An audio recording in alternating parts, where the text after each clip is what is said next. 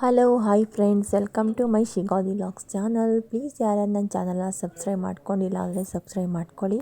ಹಾಗೆ ಪಕ್ಕದಲ್ಲಿರೋ ಬೆಲ್ ಬಟನ್ನ ಕ್ಲಿಕ್ ಮಾಡಿ, ನನ್ನ ಎಲ್ಲ ವೀಡಿಯೋ ನೋಟಿಫಿಕೇಷನ್ ನಿಮಗೆ ಬರುತ್ತೆ. ಇದು ಏನಪ್ಪ ಅಂತ ಹೇಳಿದ್ರೆ ಫ್ರೆಂಡ್ಸ್, ನಾವು ಅವರೆಕಾಳು ಸೀಸನ್ ಆಗಿರೋದ್ರಿಂದ ಈಗ ಅವರೆಕಾಳಲ್ಲಿ ಯಾವ್ಯಾವ ಥರ ತಿಂಡಿಗಳನ್ನ ಮಾಡ್ಬೋದು ಅನ್ನೋದನ್ನು ನೋಡೋಣ ಬನ್ನಿ. ಅದರಲ್ಲಿ ಅಂದರೆ ವಿಧವಾದ ತಿಂಡಿನೂ ಸಹ ಮಾಡ್ತಾರೆ, ಸ್ವೀಟು ಮಾಡ್ತಾರೆ ಮತ್ತು ಖಾರನೂ ಮಾಡ್ತಾರೆ. ಆದರೆ ನಮಗೆಲ್ಲ ಏನಪ್ಪ ಅಂದರೆ ವಡೆ ಅಥವಾ ಆಂಬೊಡೆ ಅಂತ ಹೇಳ್ತೀವೋ ಮಾಡ್ತೀವಿ. ಅದನ್ನು ನೀವು ಆಂಬೊಡೆ ಅಥವಾ ವಡೆ ಮಾಡಬೇಕಾದ್ರೆ ಕಡಲೆಬೇಳೆ ವಡೆ ಮಾಡಿರ್ತೀರ ಮತ್ತು ಅಲಸಂದೆ ಬೇಳೆ ವಡೆನೂ ಮಾಡಿರ್ತೀರ, ಅಂದರೆ ಅವರೆಕಾಳಲ್ಲೂ ಸುದ ಮಾಡಿರ್ತೀರ. ಆದರೆ ಈ ಎರಡು ವಸ್ತುನ ಹಾಕೋದ್ರಿಂದ ನಿಮಗೆ ಯಾವ ವಡೆ ಮಾಡಿದ್ರೂ ತುಂಬ ಟೇಸ್ಟಿಯಾಗಿ ಚೆನ್ನಾಗಿರುತ್ತೆ. ಯಾವುದು ಅಂದರೆ ಬೆಳ್ಳುಳ್ಳಿ ಮತ್ತು ಶುಂಠಿ ಇವೆರಡನ್ನು ನೀವು ರುಬ್ಕೋಬೇಕಾದ್ರೆ ರುಬ್ಕೊಂಡು ವಡೆ ಮಾಡಿಕೊಂಡ್ರೆ ತುಂಬ ಚೆನ್ನಾಗಿರುತ್ತೆ. ನೋಡಿ, ಈ ಥರ ಅವರೆಕಾಳನ್ನ ನಾವು ಫಸ್ಟು ನೆನೆಸ್ಕೋಬೇಕು. 3 ಗಂಟೆ ಟೈಮ್ ನೆನೆಸ್ಕೊಂಡು ಅದನ್ನು ಇತ್ತಿಗೆ ಬೇಳೆ ಮಾಡಿಕೊಂಡು ಅವರೆಕಾಳು ಮಾಡೋದು. ಫಸ್ಟು ಇದಕ್ಕೆ 2 ಕಪ್ಪು ಕಡಲೆಬೇಳೆ, ನೆನೆಸಿರುವಂಥ ಕಡಲೆಬೇಳೆ ಮತ್ತು ಹಸಿರು ಮೆಣಸಿನ್ಕಾಯಿನೂ ಹಾಕಬೇಕು. ಅಂದರೆ ನಿಮ್ಮ ಟೇಸ್ಟು ಖಾರ ಬೇಕು ಅಂದರೆ ಖಾರ ಹಾಕಿ ಎಷ್ಟು ಬೇಕಷ್ಟು ಹಾಕ್ಕೊಳ್ಳಿ. ಮತ್ತು ನೆನೆಸಿರುವಂಥ ಕಡಲೆಬೇಳೆ, ಶುಂಠಿ, ಬೆಳ್ಳುಳ್ಳಿ ಮತ್ತು ಹಸಿರು ಮೆಣಸಿನ್ಕಾಯಿ, ರುಚಿಗೆ ತಕ್ಕಷ್ಟು ಉಪ್ಪು ಇಷ್ಟನ್ನು ಹಾಕ್ಕೊಂಡು ನೀವು ರುಬ್ಕೋಬೇಕಾಗುತ್ತೆ. ಈಗಲೇ ಅವರೆಬೇಳೆ ಹಾಕೋಬಾರ್ದು, ನುಣ್ಣಗಾಗ್ಬಿಟ್ರೆ ಅದು ತುಂಬ ಗಟ್ಟಿಯಾಗಿಬಿಡುತ್ತೆ.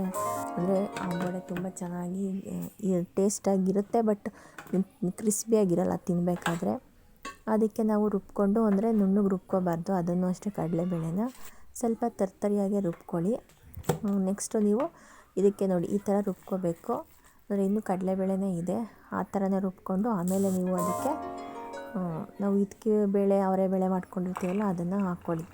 ನಿಮ್ಗೆ ಎಷ್ಟು ಬೇಕಷ್ಟು ಹಾಕ್ಕೊಳ್ಳಿ. 2 ಕಪ್ಪು ಕಡಲೆಬೇಳೆಗೆ 1 ಕಪ್ಪು ಅವರೆಬೇಳೆ ಹಾಕ್ಕೊಂಡು ಅದನ್ನು ಅಷ್ಟೇ ಜಾಸ್ತಿ ರುಬ್ಬಕ್ಕೆ ಹೋಗಬಾರ್ದು. ಸ್ವಲ್ಪ ಬೇಳೆ ಥರನೇ ಇರೋ ಹಂಗೆ ರುಬ್ಕೋಬೇಕಾಗುತ್ತೆ.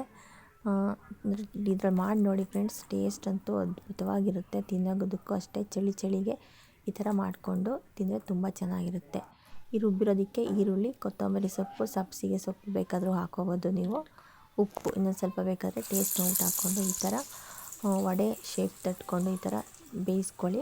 ಅಂದರೆ ನೀವು ಒಬ್ಬೊಬ್ಬರು ಚಿಕ್ಕದಾಗಿ ಬೇಕು ಅಂದರೆ ಚಿಕ್ಕದಾಗಿ ಹಾಕ್ಕೊಳ್ಳಿ, ಇಲ್ಲಾಂದರೆ ನೋಡಿ ಈ ಥರ ಶೇಪ್ ಮಾಡಿಕೊಂಡು ಹಾಕ್ಕೊಂಡ್ರೆ ನಿಮಗೆ ಆಂಬೊಡೆ ಸಖತ್ತು ಟೇಸ್ಟಿ ಮತ್ತು ಕ್ರಿಸ್ಪಿಯಾಗಿರುವಂಥ ಆಂಬೊಡೆ ಚೆನ್ನಾಗೂ ಇರುತ್ತೆ. ಯಾರಾದರೂ ಈ ಥರ ಮಾಡಿದ್ದೀರಾ ಅಂತ ಇದ್ದರೆ ಪ್ಲೀಸ್ ಕಮೆಂಟ್ ಮಾಡಿ ತಿಳಿಸಿ. ಮತ್ತು ಇದು ಅಷ್ಟೇ ಸ್ವಲ್ಪ ಚೆನ್ನಾಗಿ ಬೇಯಬೇಕು, ಇಲ್ಲಾಂದರೆ ಮೆತ್ತಗಿದ್ರೆ ಒಳಗಡೆ ಸಾಫ್ಟ್ ಆಗಿಬಿಟ್ಟಿದ್ರೆ ಒಳಗಡೆ ಬೆಂದಿರಲ್ಲ, ಚೆನ್ನಾಗಿರಲ್ಲ. ಅಂದರೆ ಇದು ಬೇಯಿಸಿದ ತಕ್ಷಣ ತಿನ್ನೋದಕ್ಕಿಂತ ಆರಿದ ಮೇಲೆ ತಿನ್ನೋದಕ್ಕೆ ತುಂಬಾ ಚೆನ್ನಾಗಿರುತ್ತೆ. ಟ್ರೈ ಮಾಡಿ ನೋಡಿ ಫ್ರೆಂಡ್ಸ್. ಮತ್ತು ಸಂಕ್ರಾಂತಿ ಹಬ್ಬ ಯಾರ್ಯಾರು ನಿಮ್ಮ ಊರಲ್ಲೂ ಸುದಾ ಈ ಥರ ದನ, ಹಸು ಮತ್ತು ಎಮ್ಮೆಗಳು ಏನಿರುತ್ತೆ ಎಲ್ಲನೂ ಕಿಚ್ಚಾಯಿಸಿ ಇರ್ತೀರಾ ಅಂತ ಕಮೆಂಟ್ ಮಾಡಿ ತಿಳಿಸಿ. ನಮ್ಮ ರೈತರಿಗೆ ಸಂಕ್ರಾಂತಿ ಅಂದರೆ ತುಂಬ ಪ್ರಮುಖವಾದ ಮತ್ತು ಖುಷಿಯಿಂದ ಮಾಡುವಂಥ ಹಬ್ಬ. ಅದರಲ್ಲಂತೂ ಹಸು, ಎಮ್ಮೆ, ಕರುಗಳು ಸಾಕಿರುವಂಥವ್ರಿಗೆ ಇದು ಮೇಯ್ನ್ ಹಬ್ಬ ಅಂತಲೇ ಹೇಳ್ಬೋದು.